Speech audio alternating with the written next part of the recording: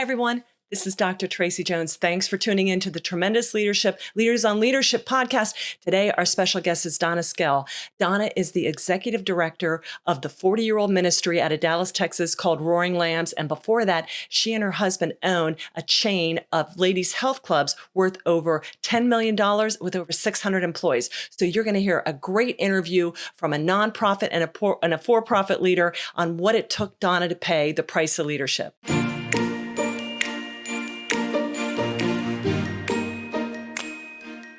You're listening to Tremendous Leadership with Dr. Tracy Jones. Hi, everyone. This is Dr. Tracy Jones. Welcome to our podcast, the Tremendous Leadership Podcast, titled Leaders on Leadership, where we interview tremendous leaders and we pull back the curtain on leadership and talk to them about what they had to do to pay the price of leadership.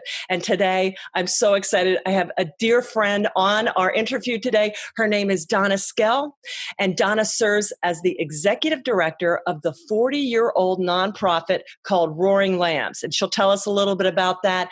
Prior to that, she and her husband owned a $10 million chain of ladies' health clubs with over 600 full and part-time employees. So we know she'll have a good perspective on leadership. She has an international radio show called A Time to Dream and is the co-author of 4 books called Stories of Roaring Faith, volumes 1 through 4. She's been married for 40 tremendous years, and besides her husband, she loves God, people, ministry, and business. Amen, Sister Donna. What a delight to have you here today.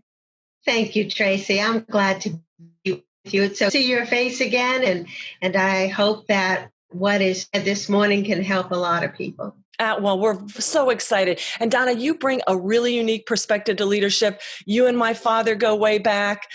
We've been affiliated with the Roaring Lambs ministry since I came back. And I want to give a shout out to you and thank you for just coming alongside me, coming back into this whole new thing, and just what you do to bless people and further kingdom work.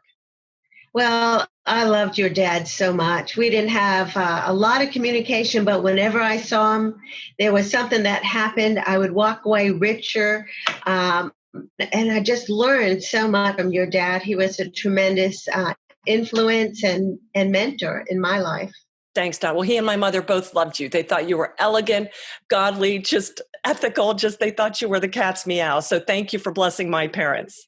Okay, so we're here today to talk about a book my father wrote called The Price of Leadership. And in it, he talks about how leadership is joyful and full of triumphs, but it's also full of a lot of trials and tribulations. So Donna, I'm so excited to hear about your input as these prices of leadership, both from your for-profit and your nonprofit days.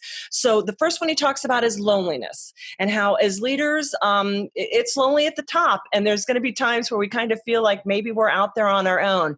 But can you share with our listeners what loneliness means for you as a leader, maybe when you've experienced and how you got through it? Yes, I can. In fact, I'll never forget when we first started our company. We moved from Nashville, Tennessee to Dallas, Texas. We didn't know a soul.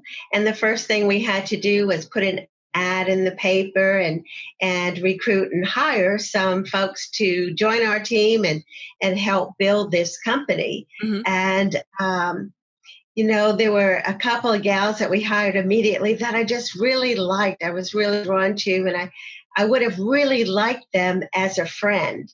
But I knew as a leader that I couldn't establish the kind of relationship, the kind of friendship that I really wanted with them. There had to be a little bit of a distance from me, the owner of the company, and their boss, and them. And because I didn't know anybody else in Dallas, that was a difficult time. I wanted to have some friends, but I certainly had to meet those friends outside my company. There was one gal in particular, her name was Terry, and if she didn't work for us, she and I would have been very best of friends. We had a lot in common. I really enjoyed her company. I liked her a lot.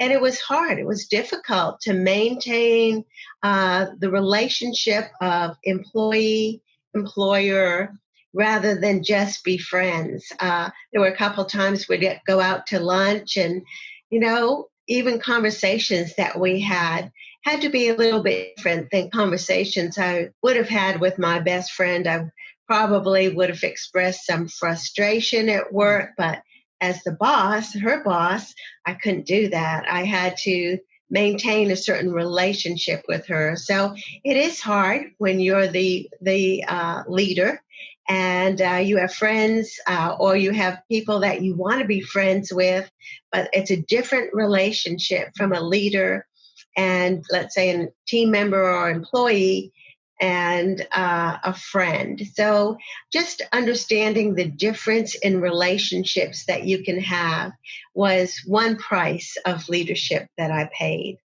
And then later in my life, like now, all my friends are retired. I mean, they're having a good time. They're going to lunch a lot. They're going shopping a lot. Maybe not right now during COVID, but they're doing a lot of activities. And I don't get to participate in them because I'm here and there are things that I need to do for our ministry. And I love my work. I enjoy my work, but I've had to sacrifice some of the good times and just the off times that I would have with my friends for what I need to do at work. So there's a loneliness in that when they talk about what they did and how much fun they had. And I know that at this time in my life, that's just not for me. So those are two examples of how I really experienced loneliness at the top.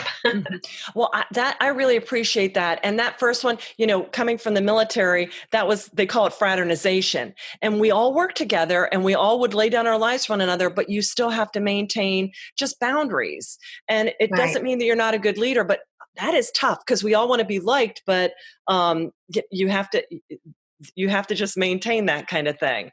And I love the part about, just got married and he's retired. And I'm like, okay, I would love to just spend the rest of my life gallivanting all over the world, but I can't because these are the great years where I'm really growing my ministry. And so thank you for sharing that, Donna. I'm glad I'm not the only one going through that. Hey, we'll relax when we're in heaven, right? No, we'll still be working there. But it'll be good. We can do whatever we want. Awesome. Thanks, Well, Donna. and you mentioned fraternization. When I first worked for another company, they had you couldn't fraternize with other employees. But I fell in love with my boss, and I married my boss, and he was my boss for 10 years, and I think I've been his boss for the rest of our marriage. But it was one of those times when we broke the rule. We could have been very lonely, but we even against the. Oh my gosh, that is fun. Well, we just got done. Have you ever watched Longmire, the series Longmire on Netflix? I have not. Okay, well, in it, he's a sheriff. It's really good. It's this Western, and he's the sheriff, and his deputy, and there's this kind of thing. And so me, because I'm the rule abider, you can tell this is maybe going to happen. And I'm just like, one of them has to quit their job because they cannot be in the direct chain and have a relationship.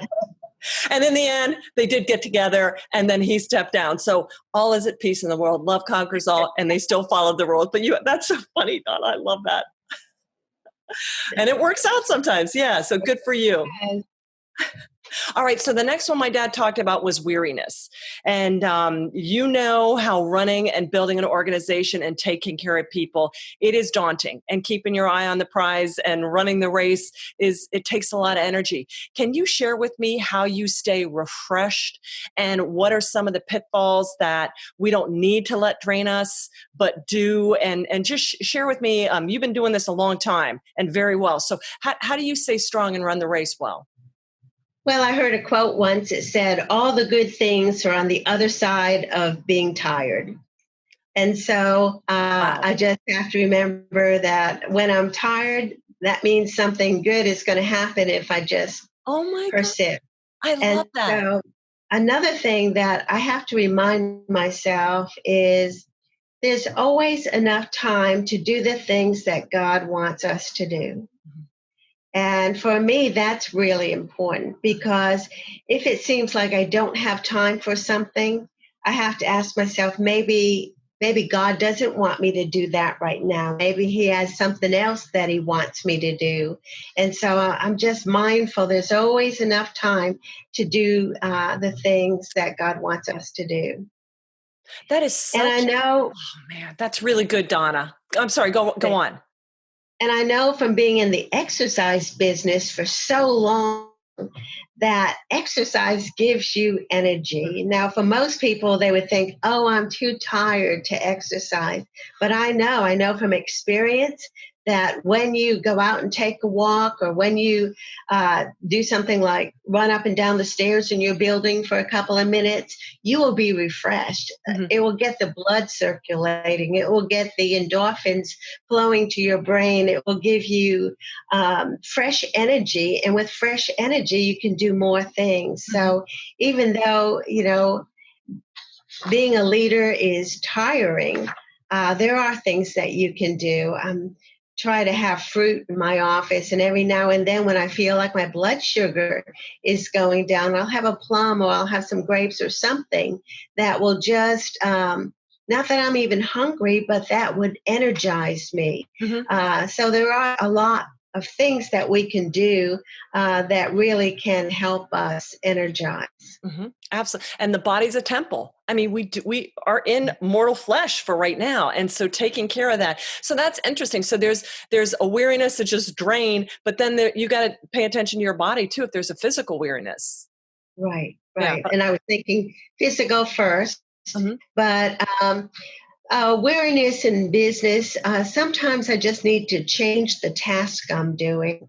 If I'm working on something, if I'm working on an event and I'm planning an event, and I'm putting all my energy into planning the event, and then I start to think about who will attend this event or how I will market this event, and it gets too much, I just need to go and find someone to pray for. Or I need to go and send a note to someone I've been meaning to. Just changing the task will help with weariness. That's what I found. That's awesome. I love that. Thank you. That's incredible. And you know what? I know I felt that. Never understood it the way you put it so eloquently, but that is a great way to combat weariness. Yeah. And pay attention. But I love what you were talking about. Hey, there is enough time to do the things that God wants us to do. And if we're weary, perhaps it's him telling us, I didn't author this, so don't waste your time and energy on this kind of thing. Or maybe find some time in the evening when, instead of watching TV, you can accomplish something that you didn't get to do at the office. Absolutely. So instead of draining yourself during your work days, maybe save a little piece for something to do in the evening when you're home and you do have free time.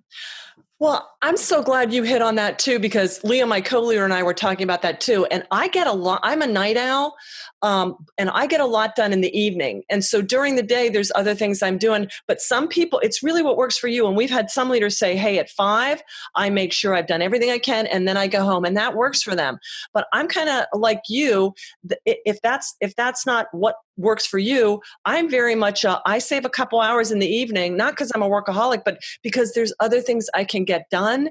And God gives me the time and the resources or the wisdom to go focus on that in the evening. So that's a great tip for our leaders too. Yeah, and in the evening, there's less distractions and there's a more relaxed environment. I mean, I'll climb on my bed with my computer and I can get more done in an hour. The phones aren't ringing. I'm not thinking about anything other than what I'm focused on, and I can be intentional and get it done. So, yeah, it doesn't always. I'm fortunate I have the kind of work that is not necessarily a 9 to 5. I'm an early riser. I'm not a night owl. I'm up at 4:30, and my most productive time is early in the morning. So, I spend time with the Lord. I exercise, but then I've got an hour or so that is my best time. And even if I'm still in my nightgown and I don't have my makeup and my hair done, I can get more done in that hour in the morning before I even get to the office. So I think for leaders, finding the best time, and don't get into that rut of having to do your work in a certain time period, but do it in your most productive time period. I love that. Awesome. Being in tune with yourself. Fantastic. Thanks, Donna. Okay. So the next thing he talks about is abandonment. And we're good multitaskers. We see things people don't see. And consequently, sometimes we get too much on our plates. How do you, when he talks about abandonment, my dad talks about we need to abandon what we want and like to think about in favor of what we need and ought to think about. How do you as a leader stay focused? Because you're looking forward to an unknown future and not every opportunity is from God. And how do you stay focused on what you need to focus on? Well, and abandonment for me would be people pleasing, because I get asked to be on a lot of committees or to be on some boards or to be part of this or part of that, and they're all good things, but I have to know when to say no, and so I have to ban those side opportunities to stay focused on what God wants me to do. I think that's my biggest issue with abandonment. I don't feel abandoned, but I have to abandon the things that distract me from what I'm supposed to be doing. Mm-hmm. I love that. And how do you do that? Do you write down tasks, or I know it's something we all get better with as age because we know the price of lost resources. But how do you stay really hyper focused? Well, I have to learn how to say no. Okay. I mean, I don't like to say no to people. And in the beginning of my career, I said yes to everything because I wanted to meet as many people as I could. I wanted my resume to look good. I wanted to be out there so I'd have an opportunity to share about what I was doing. I literally said yes to everything. Mm-hmm. Then I reached the point in my life when I realized I don't have to say yes to everything to be successful.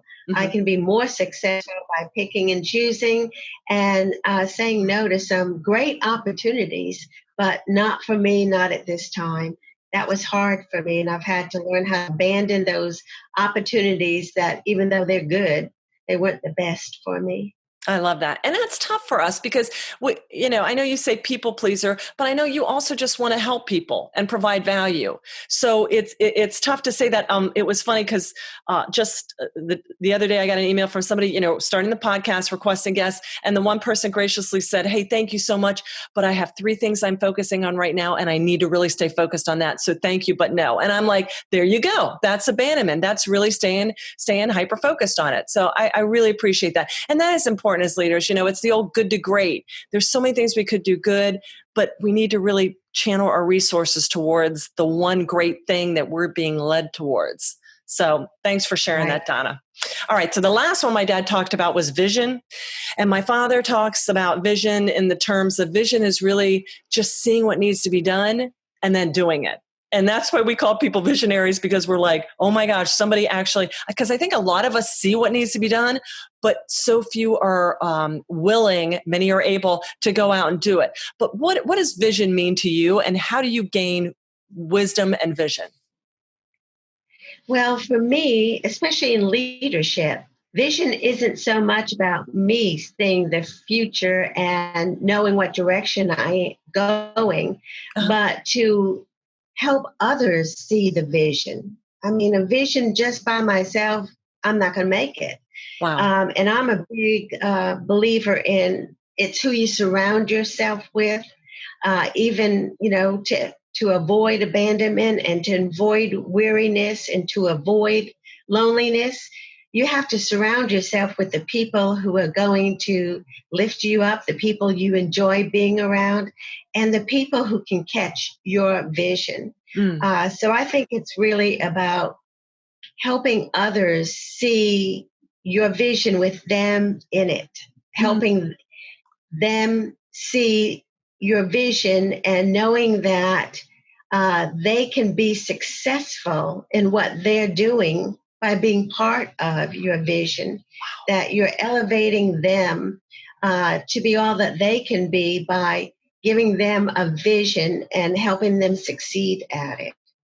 Gosh, I love it. Well, and everybody, all the great leaders have said vision has to be tied to people. But I love how you said it is your vision, because the leader has to set the vision with them in it. So it makes that partnership. especially when you work a lot with volunteer people, which Roaring Lambs does. I mean, we have so few people on our staff, but we have a lot of volunteers. And that means they give you just a little time and maybe a little effort. But if they can see the bigger picture, if they can see what this could accomplish, it's really great. Not only the big vision, but, in ministry, which I'm in, sometimes just reaching out to one person and helping them is a huge success, more success than maybe planning a big event. Mm-hmm. And so helping them see the vision in the little things, not just the major vision, but if you can put a smile on one person's face today, or if you can say something that they can walk away with and can help them for the rest of their life. I mean, it's the small visions too. It's not just the big vision. I think that's important. Absolutely. So Donna, now let me ask you this. I know a lot of people, and I'm on a lot of nonprofits, and work with a lot of nonprofits, and a lot of our subscribers do run nonprofits. What do you do? I mean, running a for-profit and nonprofit, different in some ways, but the leadership principles are the same. How do you get people that are just volunteers? What if there's not a shared vision congruence? What if it's not congruent? What if somebody's kind of like, you know what I'm saying? How do you deal with that? Because I think sometimes people in nonprofits seem to feel like, well, if they're just kind of in, that's good because they're volunteers and that's the best I'm going to get. But, we need to have really people that are all in for nonprofits, if not more, because that's focused on mission and not just money. So can you speak to that a little bit about how you really, as a leader, look at everybody? Because not everybody who shows up is going to really engage. Can you talk to that a little bit? I can. I try to make the volunteers feel like they're part of the staff. Mm-hmm. So I have a monthly staff meeting with the staff and all the volunteers. Okay. And of course, we open in prayer. And then I go around the room and I ask each person at the table what we could pray for them. And I take the time right then and there, and I just pray for everybody around the table what their specific prayer need is. So if they get nothing else than prayer support from our organization, it's made them feel committed, a little bit more committed to us, a little bit more dedicated to us. And then at the staff meeting, we have fun. I serve refreshments and make it into a motivational meeting, and so it involves the volunteers in more than just whatever task they're doing. They're part of the staff. They're prayed for individually. We have a good time on those staff meetings, and they want to come to the staff meetings. I get them to talk about what they've contributed to the organization that month, and so they get to brag on what they've done for the organization, which again makes them want to do things for Roaring Lambs so that they can share with the other team members. I call it a team meeting, what they've done for the organization. So that's a way of holding them accountable as well. And at that meeting, I always paint the vision. I paint the vision for the month, and I paint the vision for the year, and where we could be in 5 years or 10 years or when Jesus returns. I'm so glad. Thank you, because that is a touchy thing, and I get asked that a lot. And you sit on boards and you can kind of sense it. And that is some really great sage wisdom, the monthly staff meeting, and then constantly casting that Thank you, Donna. That's absolutely brilliant, sister. Thank you so much for that. Well, anything that I've learned, it's to share with somebody else. So that's a beautiful thing. Beautiful. Well, Donna, as we're wrapping this up, we've covered loneliness, weariness, abandonment, and vision. Anything else you'd like to share with our listeners, from a successful leader to other leaders up and coming, or just to share with them any experiences or wisdom or just exhortation? Find the fun in what you do. I mean, if it's not fun, then it's work. And in your work, it can be fun. And so, I try to find that and to make work fun. I think that's important. Mhm. When we had the health clubs, we would have, again, a monthly meeting, and we would find ways to just do some outrageous things like pie throwing contest. We did a come as you are at 7 o'clock on a Saturday morning meeting, and everybody came with curlers and cold cream and jammies and robes on, and just to find some fun ways that people want to be involved with you. They want to stay involved because it's creative and it's fun. Mhm. I think that's really important. And just the whole idea about team building, finding the right people for the team. That's probably the most critical thing about leadership, is finding the right people to be on your team. And, what makes them right might not be their list of accomplishments. It might be their attitude. It might be their motivation. It might be, I don't know, just how they work with others. So finding the right people for your team is so critical. I'll tell you what, that is the biggest leadership lesson. You just said it right there, because no matter what you see, what your vision, what you're gifting, you can't get it right without the right people. And that I echo that. I mean, I wish I would have been not so boneheaded earlier in my career and realized that. You hear it, but thank you for sharing that, Donna. I wholeheartedly echo that. And that is wonderful advice for the leaders out there. Excellent. Well, Donna, how can people learn more about the Roaring Lambs ministry? And especially if they're in the Texas area, how can they get in touch with you, connect with you on LinkedIn, Facebook? Tell us where to reach you. Okay. Well, Roaring Lambs is all about helping people share their faith, learning how to effectively and confidently share what God's done in their lives. So we have workshops that will help you take the 30,000-foot view of your life and learn how to see God at work in different places in your life, and then to how effectively share it. We have a radio show, podcast called A Time to Dream that goes all over the world. And if you have a story that you'd like to share, you can contact us. And as you mentioned, we publish books, and those books are collections of faith stories, God stories, stories where people saw God's hand at work in their life. And so we'd love to help people more effectively share their story and then give them opportunities to do that. Mm-hmm. And our website is roaringlambs.org. And I can be reached at info@roaringlambs.org.